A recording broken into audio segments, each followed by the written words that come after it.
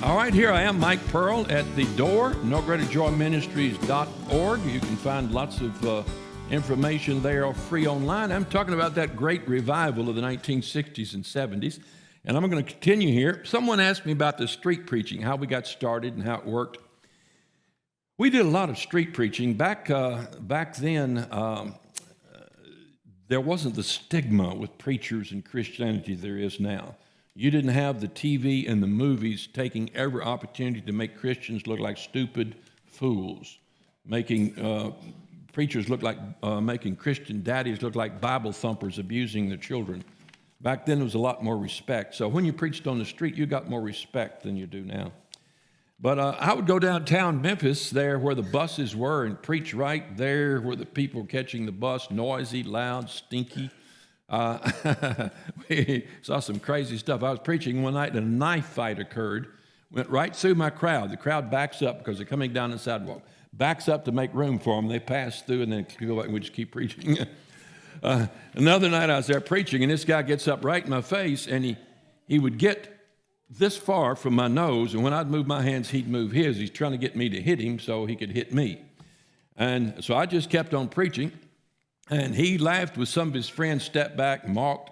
And there's a fellow standing there, looked like he's a little bit drunk, and he was listening very intently, had been for about 20 minutes.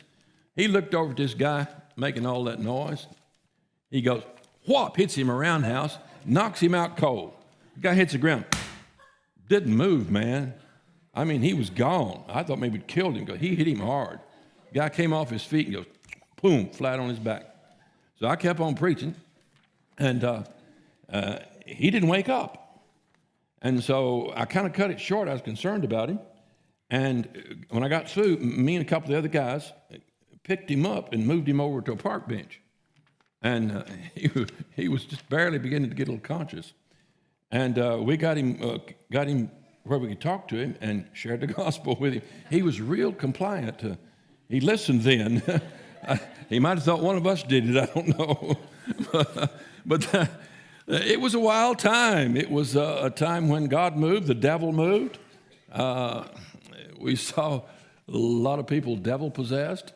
I won't tell you any more of those tales.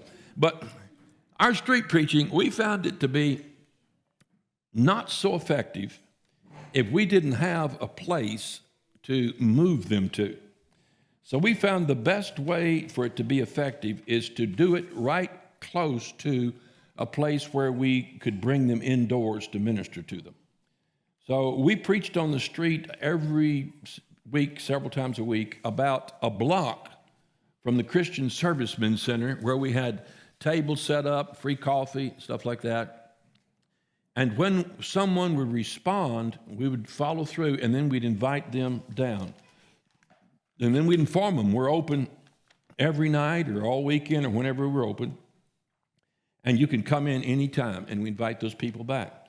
And quite often, there was usually 30 or 40 of us together in these events. And someone there would get that person's name and go visit them at home or in their apartment.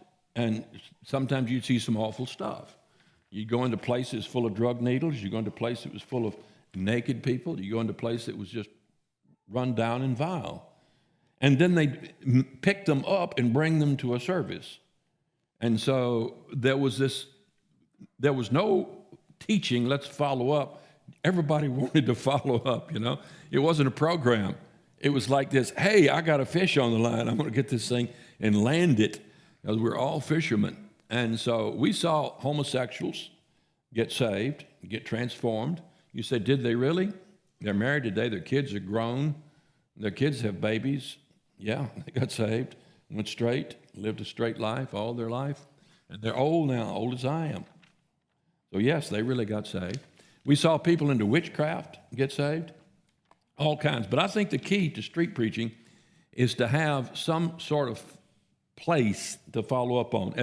When we opened up Liberty there on Navy Road, a building between two honky-tonks, a liquor store and a honky-tonk, and honky-tonk across the street.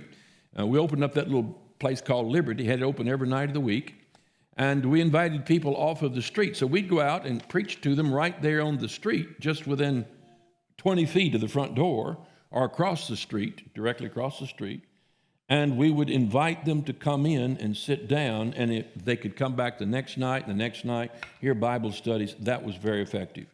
When we would go to shopping centers with our band, set the band up in shopping centers and preach, we'd draw 100 people, maybe 50 or 100. They'd come and go. We had enough people there milling around that if somebody showed a response, they'd walk up to them and say, "How you like the band? You hear that music? What do you think about this? Have you heard about Christ before? Would you like to know him?" And share the gospel with them. Then those people were there to follow them up and bring them to church, or to one of our rallies, one of our prayer meetings, whatever we had, one of our Bible studies. So that's the way we did our street preaching, and it proved to be very effective that way. Now, to back up a little bit, when I was in high school, during my summer months, I got concerned for the black children in the slum area of South Memphis, down on Florida Street. Some of you in Memphis will know where I'm talking about. Down off of Chelsea Avenue up in there. There used to be a bunch of old two-story unpainted apartments, wooden buildings that were set about 10 feet apart, and it was a black community and no grass growing anywhere. It must have been 500 children in about 30 buildings there, I guess. And they just milled all day long. They just were there. So I drove up there one day in my old station wagon, and I had been to child evangelism classes, and I set up an easel, and I started drawing a picture, and the kids started gathering around, and I had a helper with me, and then we had a little song thing we held up and got them singing. And we ended up maybe a couple hundred of them there. And they would sit which freaked me out, sitting on the steps, and I had them do a hand-clapping, foot-stomping song, and that whole building starts dust falling and stop. No more foot-stomping on those stairs. And balcony, I could see the whole thing coming down, all wooden.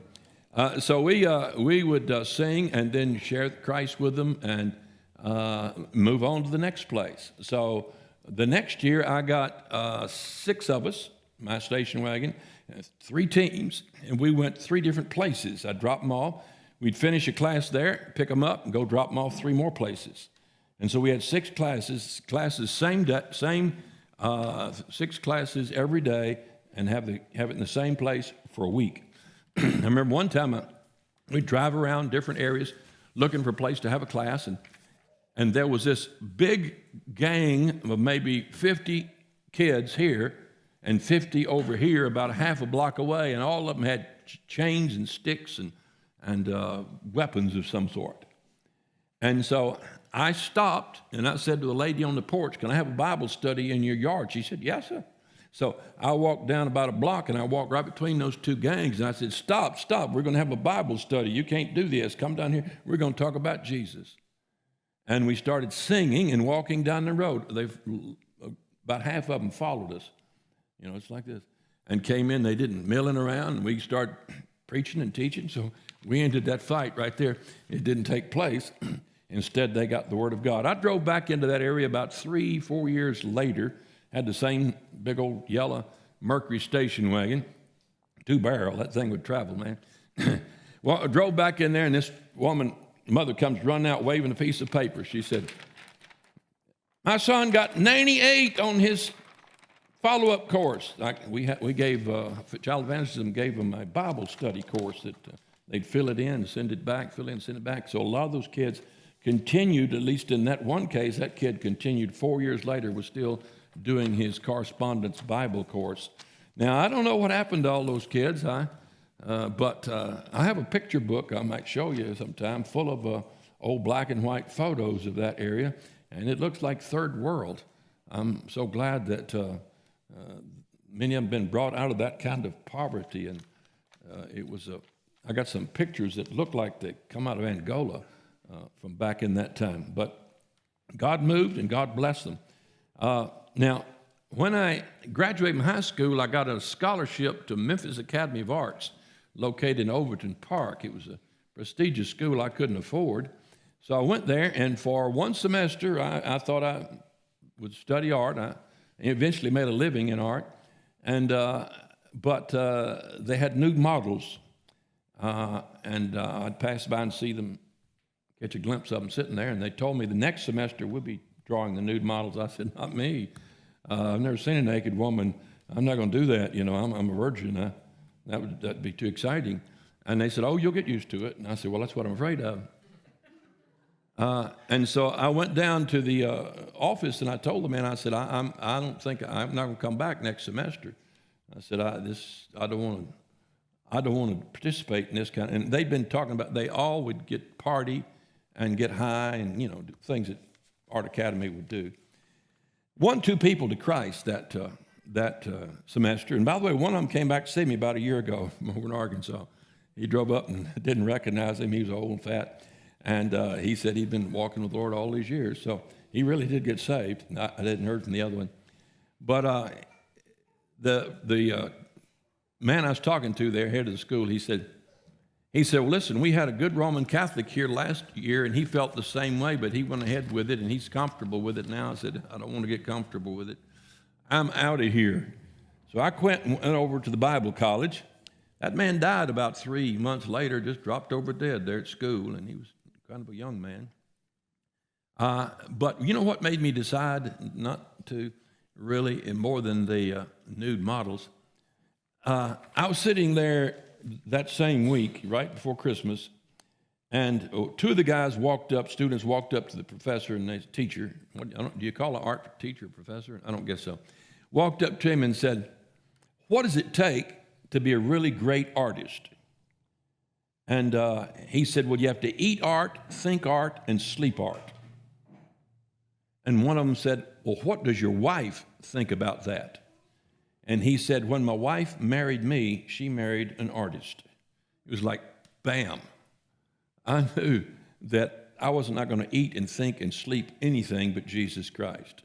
And I knew when my wife married me, she was going to marry a Christian man, not an artist. And really, that's when I decided, that's it, that settles it. And so I left there and went to Bible college where after cramming a 4-year course over 6 years, I got a Bachelor of Science degree. And so God moved, God blessed, and did wonderful things. I'm going to stop there, and then I'm going to tell you, when we come back, I'm going to tell you a little bit about how Deb and I got together and about a Navy SEAL that God saved. This is Michael Pearl at the door, nogreaterjoy.org.